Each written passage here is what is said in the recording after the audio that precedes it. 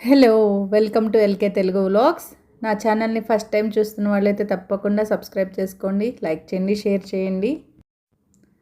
కరకజ్జం గుల్లగా అలాగే మనకి అచ్చుల్లాగా ఎలా వస్తుందో మీకు చూపిస్తున్నాను. ఇదేంటంటే మనకి కొన్ని కరకజ్జాలు ఇలాగ గట్టిగా పళ్ళతో కొరికినా కూడా మనకి విరగవు, దాన్ని మళ్ళీ చెత్తకొట్టుకు తినాలి ఆ మోడల్లో ఉంటుంది. అలాంటి కాకుండా ఇలా చేసుకుంటే చక్కగా గుల్లగా వస్తాయి, అచ్చుల్లా ఉంటుంది. చిన్నపిల్లలకి చేతికిస్తే వాళ్ళు చక్కగా తింటారు, కొరుక్కుని ఈజీగా ఉంటుంది. కావాల్సిన ఇంగ్రీడియంట్స్ నేను డిస్ప్లే చేస్తున్నాను. ఈ పర్ఫెక్ట్ కొలతలు ఈ మెజర్మెంట్స్తో చేస్తే తప్పకుండా చాలా బాగా వస్తుంది. బెల్లంతో చేసుకుంటే చాలా బాగుంటుంది. పంచదార తినకూడని వాళ్ళు ఇలా ట్రై చేయొచ్చు. ఇక్కడ నేను ఒక గ్లాస్ శనగపిండి, ఒక గ్లాసు బెల్లం, ఆయిల్ ఏమో డీప్ ఫ్రైకి సరిపడా, యాలకుల పొడి తీసుకున్నాను. ఇది మెత్తగా చేసుకుంటే చాలా బాగుంటుంది. అంటే మనకి బాగా మెత్తగా రాదు, సమానంగా వస్తాయి, తినడానికి వీలుగా కూడా ఉంటుంది. పెద్దవాళ్ళు చిన్నపిల్లలు అందరూ తినచ్చు దీన్ని. ముందుగా మనం శనగపిండి తీసుకుని అది బరగ్గా లేకుండా చూసుకోవాలి. జల్లెడ పట్టుకుంటాం కదా, అలాగైనా సరే చూసుకుని ఉండలు లేకుండా కలుపుకోవాలి. అందులో మనము నీళ్లు పోసుకుని నేను చూపిస్తున్నాను, అది ఆ విధంగా కలుపుకోవాలి. ఇక్కడ నేను ఒక బూర్లు ముగ్గుడు పెట్టుకున్నాను. అందులో డీప్ ఫ్రైకి నూనె బాగా అంటే నిండుగా పోసుకోకూడదు, అలాగని మరీ కొంచెమే పోయకూడదు. నేను చూపిస్తున్నాను కదా, ఒక 2 ఇంచెస్ లోతు ఉండే వరకు పోయాలి. ఎందుకంటే బూందీ వేసినప్పుడు ఇక్కడ పొంగి ఆ నూనె బయటకు కూడా వచ్చేస్తుంది.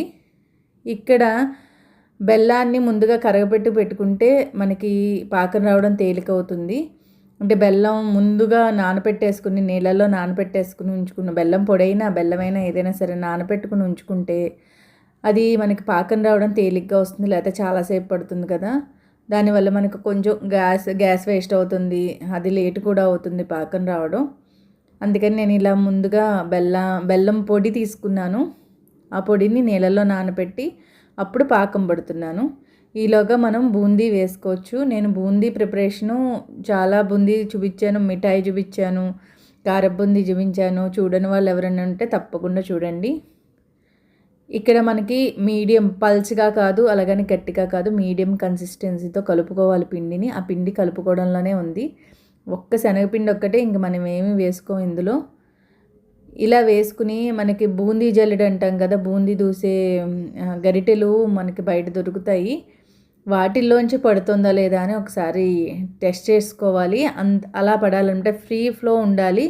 అలాగని మరీ పల్చగా అయితే మాత్రం పిండి నూనె పీల్చేస్తుంది. గరిటె జారుడు అంటారు కదా, అలా కలుపుకోవాలి. కలుపుకుని ఒక గరిటె తీసుకుని ఆ బూందీ గొట్టంలోంచి వేస్తే మనకి నూనెలో బూందీ గుండ్రంగా వస్తుంది. ఇక్కడ నూనె బాగా వేడెక్కాలి, బాగా వేడిగా ఉండాలి మనం వేసేటప్పుడు బూందీ. లేకపోతే మనకు అడుగున అంటుకుపోవడం కానీ, పచ్చి పచ్చిగా ఉండడం కానీ, వేగకపోవడం కానీ ఇలా ఉంటాయి. ఈ టిప్స్ పాటిస్తే డెఫినెట్గా చాలా బాగా వస్తుంది. కొంచెం టైం టేకన్ కానీ, పిల్లలు అడిగినప్పుడు, ఇంట్లోనే చేసుకోవాలి అనుకున్నప్పుడు ఇలా ట్రై చేయొచ్చు. చాలా ఈజీగా, అంటే మనం 1 or 2 టైమ్స్ చేస్తే మనకి ఈజీగానే ఉంటుంది. ఇది కూడాను ఎక్కువ కష్టపడక్కర్లేదు. బియ్యపిండి అంటే వీటిలో వేస్తే నూనె పీలుస్తుంది, కరకరలాడుతుంది. కానీ మనకి బెల్లం బూందీకి అంత కరకర అక్కర్లేదు, మెత్తగా ఉంటే బాగుంటుంది. ఇలా వేడెక్కాక ఇందులో నేను వేసే విధానాన్ని మీరు చూడండి.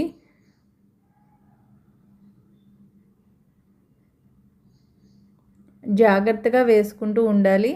ఎందుకంటే చెప్పానుగా, నూనె మాత్రం కొంచెం లోపలగా ఉంచుకోవాలి. లేకపోతే మనకి ఇప్పుడు పొంగుతోంది చూసారా, అలాగా బూందీ పొంగి బయటకు వస్తుంది.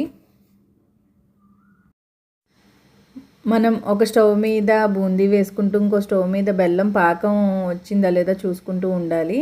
కొంచెం వేడిగా ఉండగానే కలుపుకుంటే సమానంగా ఉంటుంది, బాగుంటుంది. బెల్లం ముదురుపాకం రావాలి. బూందీ కూడా బాగా కరకరలాడేలాగా తీయకూడదు, కొంచెం మెత్తగా ఉండగా తీసేయాలి. బాగా కలర్ రావాలి అని అనుకోక్కర్లేదు.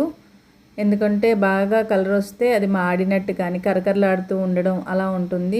చక్కగా మనకు కరకజ్జానికి ఇలా అచ్చులు పోయడానికి మీడియంగా ఉంటే బాగుంటుంది. బాగా ఇక్కడ బెల్లము ముదురుపాకం రావాలి. ముదురుపాకం అంటే ఇలా మనం పట్టుకుంటే ఇంకా వెంటనే బెల్లం గట్టిపడిపోతుంది. మనం తీసినప్పుడు కలిపినప్పుడు ఆ బెల్లం అందులో కలిపినప్పుడు వెంటనే గట్టిపడిపోయి పొడి పొడిలా అయిపోతాయి కూడాను అవన్నీను. ఆ టైంలో మనం అచ్చులో పోసుకోవాలి.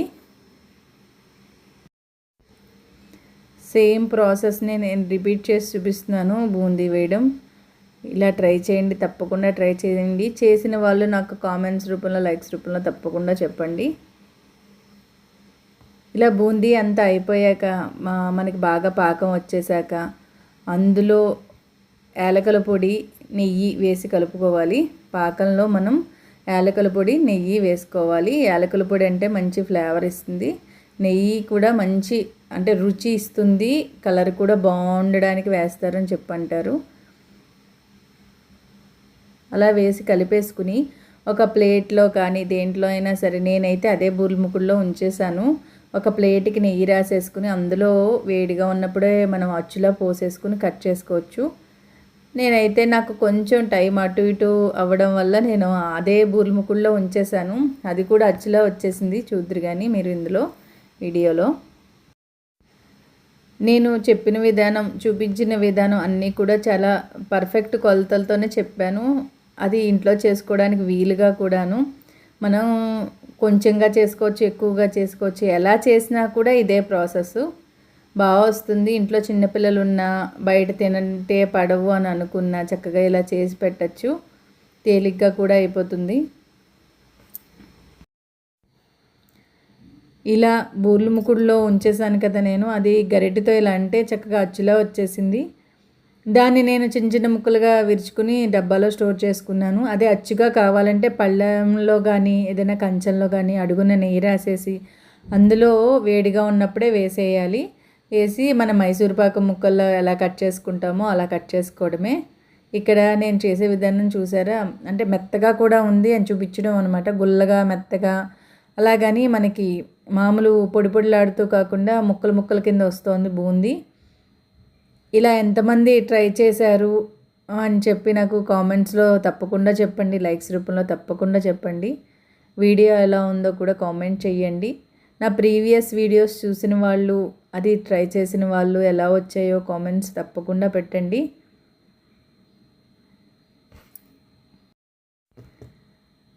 ఎమ్మీగా టేస్టీగా ఉండే కరకజ్జం, బెల్లం అచ్చులు అని మేము పిలుస్తాము. మీరు ఏవని పిలుస్తారో వీటిల్ని నాకు కామెంట్లో తప్పకుండా చెప్పండి.